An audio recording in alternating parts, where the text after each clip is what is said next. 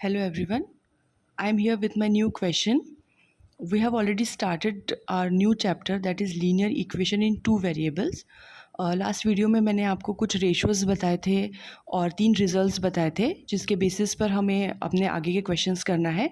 उसी के लिए उसी जैसा एक क्वेश्चन यहाँ पर है, that is on comparing the ratios A1 upon A2, B1 upon B2 and C1 upon C2 and find out whether the lines are parallel, coincide or intersecting.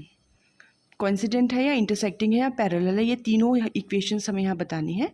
I have already written the 3 equations. ये जो है हमारी NCERT book है उसी का ये question है जिसे मैं सॉल्व कर रही हूँ एक्सरसाइज का। इस क्वेश्चन में 3 इक्वेशंस दी हैं। इन तीनों इक्वेशन को हमें, ये जो तीनों हमारे पास रेशोज़ दिए हैं A1 upon A2, B1 upon B2 and C1 upon C2, इनका कंपैरिजन करना है। और जो रिजल्ट्स मैंने आपको लास्ट वीडियो में बताए थे उनके बेसिस पर आपको ये डिसाइड करना है कि ये जो तीनों लाइंस है वो या तो पैरेलल होंगी, या तो कोइंसिडेंट होंगी, या फिर इंटरसेक्टिंग लाइन होंगी। तो हम स्टार्ट करते हैं हमारा सोल्यूशन। ये जो हमारी फर्स्ट वन इक्वेशन है that is 5x minus 4y plus 8 is equals to 0, 7x plus 6y minus 9 is equals to 0। ये हमारा इक्वेशन है।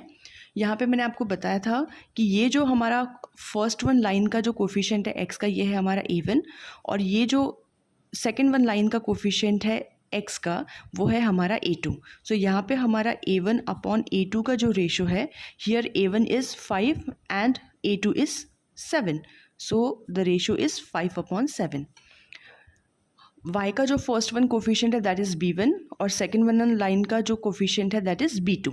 तो यहाँ पर हमारा b1 अपॉन b2 का जो रेशियो है that is -4 upon 6।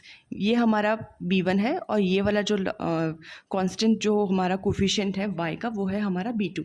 So it is -4 upon 6। इसको हम 2 से कैंसिल आउट करेंगे तो हमें मिलेगा -2 upon 3. Now C1 upon C2 means the constant value of first one equation and the constant value of second one equation. तो हमारा जो C1 है वो फर्स्ट वाला जो हमारा इक्वेशन है उसमें है 8 और यहाँ पर है -9। ये जो रेशियोज़ हैं वो हर क्वेश्चन के अकॉर्डिंग चेंज होंगे। इस क्वेश्चन में A1 अपॉन A2 5 अपॉन 7 है, B1 अपॉन B2 -2 अपॉन 3 है और C1 अपॉन C2 जो है वो 8 अपॉन -9 है। यहाँ पे हमारा जो रिज़ल्ट है वो हमें पता चल रहा है कि जो A1 अपॉन A2 का रेशो है that is not equals to B1 upon B2। So these two line जो हमारा क्वेश्चन नंबर 1 में गिवन है, दोनों lines, these two lines they are intersecting at 1 points. So the result is lines intersect at a point।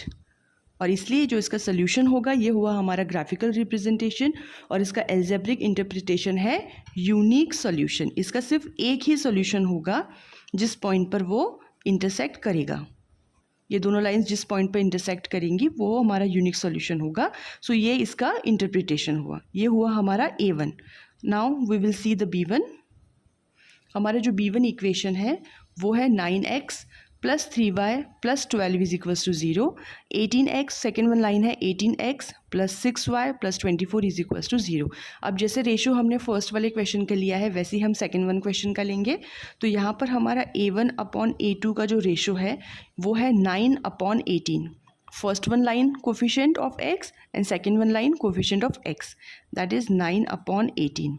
It will cancel out with 9, 9 ones are 9, 9 twos are 18. So it is 1/2.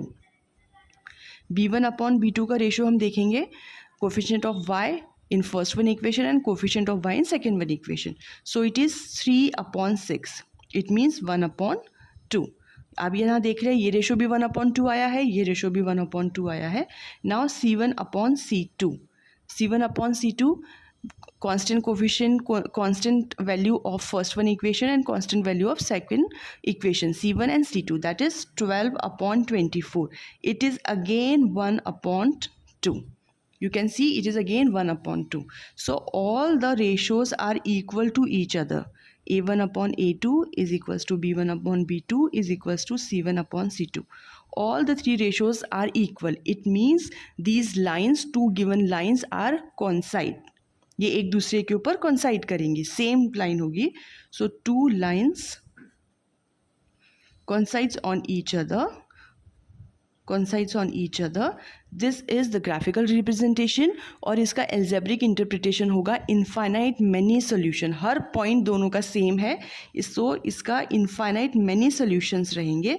This is the algebraic interpretation. Infinitely many solutions. ये हुआ हमारा second one equation का.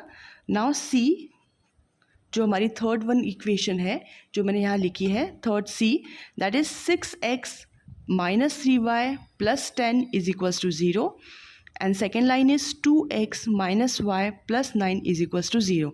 Again in this equation we are going to compare our ratios. So here a1 upon a2, a1 upon a2 means 6 upon 2, 6 upon 2, so it is 3 upon 1. b1 upon b2, b1 upon b2 is minus 3 and minus 1. So minus 3 upon minus 1. This minus will cancel with this minus. So it is again 3 upon 1. Now C1 upon C2. C1 upon C2, the constant values of first one equation and second one equation. So it is 10 and 9. So C1 upon C2 is 10 upon 9.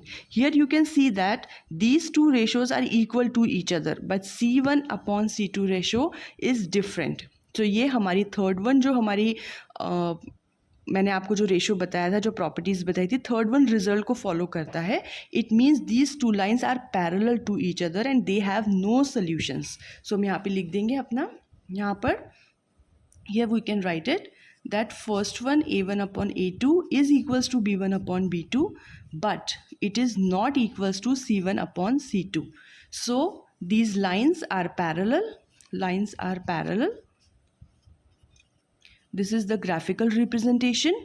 और जो हमारा algebraic interpretation है, it is no solution. इसका कोई भी solution in दोनों lines का नहीं मिलेगा because they are not touching each other at any single point. So this is no solution. जो मैंने आपको 3 रिजल्ट्स बताए थे, उन तीनों रिजल्ट्स के बेसिस पे मैंने आपको तीनों क्वेश्चंस बता दिए हैं. ये तीनों जो रिजल्ट है उनका ये एक एग्जाम्पल है. आई होप आपको समझ में आ गया होगा. अदरवाइज़ अगर आपको कोई भी डाउट है तो आप मुझे पूछ सकते हैं. I will make one more video on it. Thank you.